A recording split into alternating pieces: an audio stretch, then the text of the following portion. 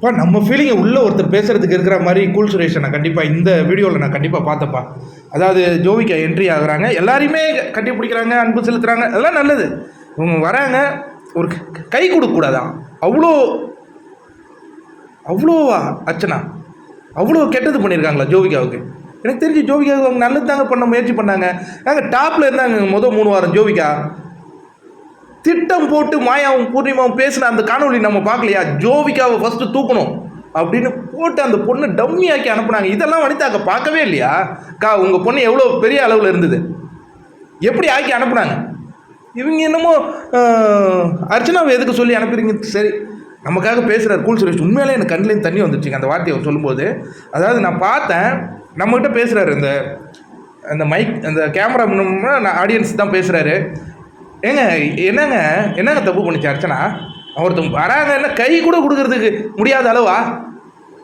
ரொம்ப கஷ்டமாக இருக்குது எனக்கு. இன்னுமா ஏ டீம் பி டீம்னு இருப்பீங்க? நம்ம பிக் பாஸ் சீசன் 7 கண்டஸ்டன்ஸ் தானே, எல்லாருமே உள்ளே வந்தோம், யாரோ ஒருத்தவங்க ஜெயிக்க போகிறாங்க, ஒவ்வொருத்தவங்க எவிக்ட் ஆகி போனாங்க, அவ்வளோதான்.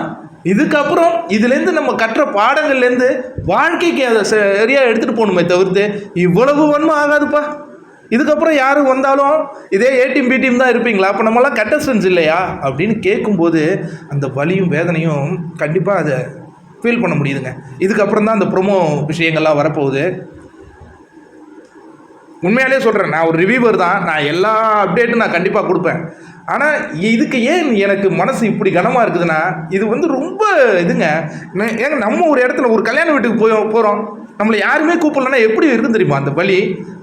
அந்த வலியை விட எல்லாரும் அங்கே சந்தோஷமாக இருக்கும்போது நம்மளுக்கு இன்வைட் பண்ணிட்டாங்க. இன்வைட் பண்ணலன்னா நம்ம அங்கே போகிறதில்ல, நம்ம இடம்.